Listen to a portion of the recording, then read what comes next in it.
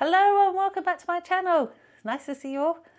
So last time we talked about what my budget would be per month when I go travelling, and we were able to calculate that after I had my meeting with my pension advisor to see what my income would be from my pension. So with my income from my pension and the interest on what I will be able to make from the proceeds of my house sale, we are budgeting £2,000 a month. Now that I know that, even though I don't know when I can go yet, although it will be this year, it means that I can really focus on where I can go. And I've started to putting together my itinerary. I mean, I've had these ideas for a long time of where I want to go and what I want to see. But now I know what my budget is. I really can hone in on what I can afford. So I like going to Antigua for the winter, but I'm just not going to be able to afford that because that's extra international flights, plus the costs of accommodation in Antigua and Barbuda is more expensive than I'm going to be able to afford, at least for the first few years, while we really hone in on what traveling costs, because we don't know for sure until we do it. So I thought I'd give you an insight into what my plan would be. I've gone, it won't surprise you, Asia. I love Asia, and there's certain places in Asia I haven't been to, so that I've always wanted to explore. And what I've done is I've tried to hone in on the places I know that I've always wanted to go to, and sort of start ticking those off first. And I will be what they call slow traveling. So I don't intend to just keep moving around. I'm going to take advantage of the tourist visa and stay in places for as long as I can. Hopefully that will bring down the accommodation costs and I can get the discounts for being there longer term. And also it will reduce my transport costs a lot. So there we go. So I'll take you through what I've done. So for my first year, and I've kind of like done it month by month, but obviously I don't know my start month yet because I've got to sell this house. And I have used Airbnb and booking.com to get an idea of how much accommodation will cost me each month. And also bear in mind that when I'm thinking of my accommodation costs, I'm adding on £100 to cover any utilities, because I bet I'll be using that aircon a lot, and in a lot of places you have to pay that on top of the rent if you're there for more than 28 days. So when I give the accommodation costs, I sort of given myself a budget, and that includes £100 worth of utilities. And then I've looked at flight costs. So I intend to fly probably into Malaysia, and the flight costs vary so much, and I'm always looking on Google Flights, so obviously I'll be picking a date that is the cheapest to go.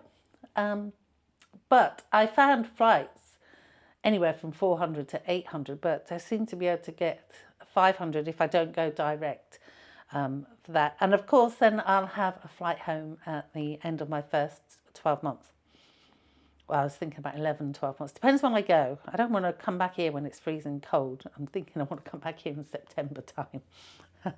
Outside of the school holidays, but where it's still not freezing cold. Then I've given myself a £20 a day budget for groceries and any activities I want to do. And the fact of it is, if I can't afford to do an activity, I can't do it. So there's plenty of things you can do for free in the world. Insurance, now health insurance of course is very important, so I've said £100 a month because I think I'm going to go with the travel and insurance plan I found in my previous video. I'll put a link here in case you need to see that. And that was an 18-month policy to start with, but after that I won't be able to take that because I wouldn't have been living in the UK prior, so I wouldn't have to go with a more expensive one.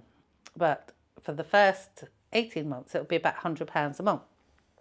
And on top of that I've got my phone and subscriptions and my life insurance policy, and that will come to about 120 a month.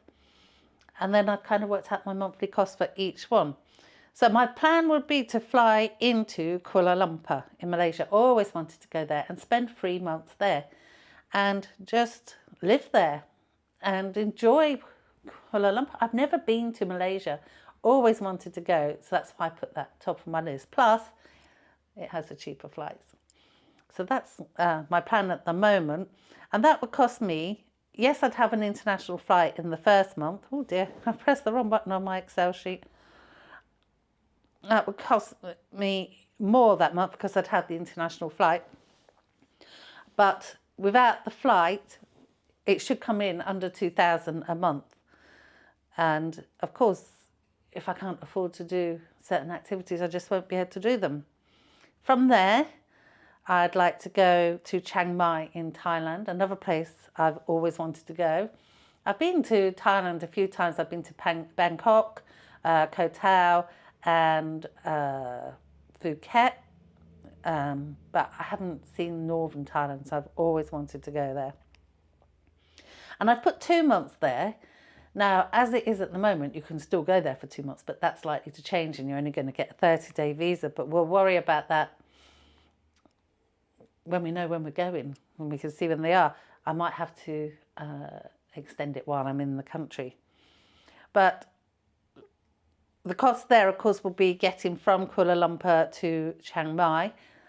So that would be a local flight. Now, I've allowed £200 for it, but I don't think it would cost that much. But I'd rather budget in a higher cost than not. So I don't understand why that's not adding up right then, because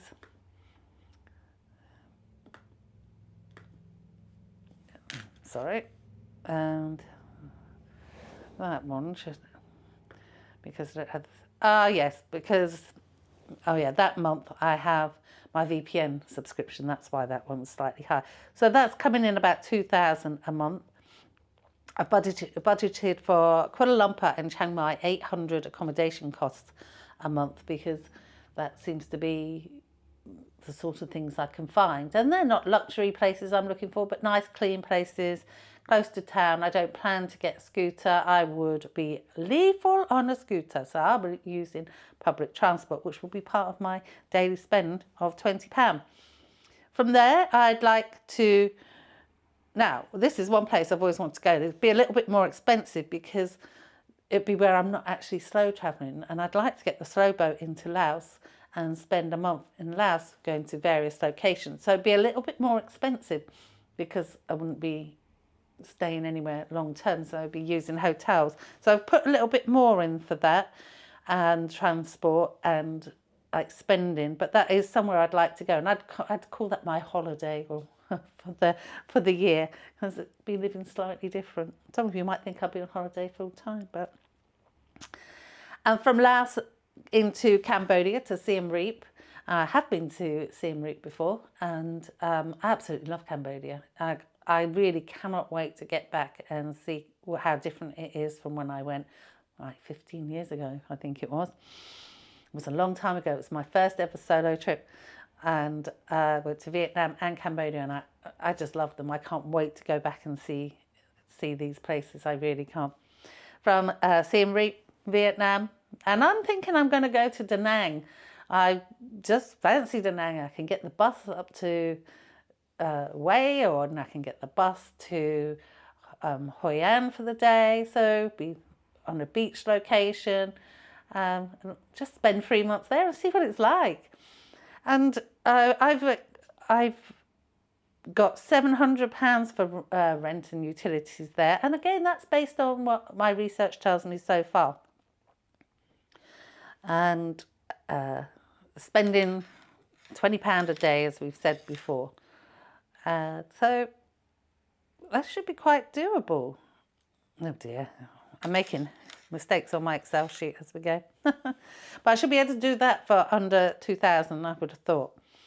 And from there, I would probably come back to the UK for a month and visit family. So I'd have an international flight, which I'd budget £800 for. And I wouldn't imagine it would cost me that much. The problem is I won't have anything. I may have to hire a car and things like that. So I have put in there £1,000 just in case I have to rent somewhere or get a car. You just don't know what's going on. I mean, I've got family I can stay with. I'm sure I'll just move myself around them. And then I would go back out again, and next I would probably go back out to Indonesia and go to Bali and Sanur. And again, that'd be an international flight, and about £800 I've allowed for accommodation, £20 a day for food and transport and everyday living. And then, of course, I still have my insurances and all my subscriptions. And so that would bring my budget to, with the numbers I've put in, £24,140. So I've got to save £140 somewhere. I probably can do that in the UK. I'm sure I can save that somewhere. I mean, that's a case of just getting rid of Netflix or something. So I've deliberately chosen those countries because they're the ones that are cheaper to live in, and we can really get an idea of how much it would cost. So that's what my itinerary is looking like to start with. I have gone on to the next year, and it's pretty much leaving Indonesia and back to Malaysia to go to Penang for 3 months. And then I've left it a little bit open because I still would like to go to South Korea. And so I have put that in for 2 months for the second year. But with the numbers as we know them now, that would put me £3,000 over budget. So we're going to see how the first year goes and then start planning for the next year. Anyway, that's my thoughts on what I think I will be doing in my first 12 months and a little bit of beyond. Yes. I love playing with my spreadsheets. Can't beat a good spreadsheet, can you? But it gives me a target to know I can't spend more than that. Anyway, thanks for watching. Hope you found that interesting. Don't rely on my numbers for your own itineraries, please, because I could have this completely wrong. I get my numbers from my own research, from watching other YouTubers, knowing what I am likely to spend myself on food and transport and, the things that I like to do. So everybody's going to be different. And again, what sort of accommodation are you going to be looking for? If you want super luxurious, you're going to be paying a lot more. If you're like me and you're happy with clean and basic facilities, then great. But for me, setting a budget helps me really focus more on the sort of places I can go and what I can do. And it helps me with that. And the same with flights.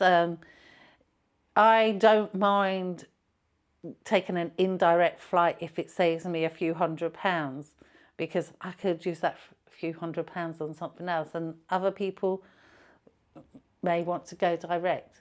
So it's, all about what you want to do individually.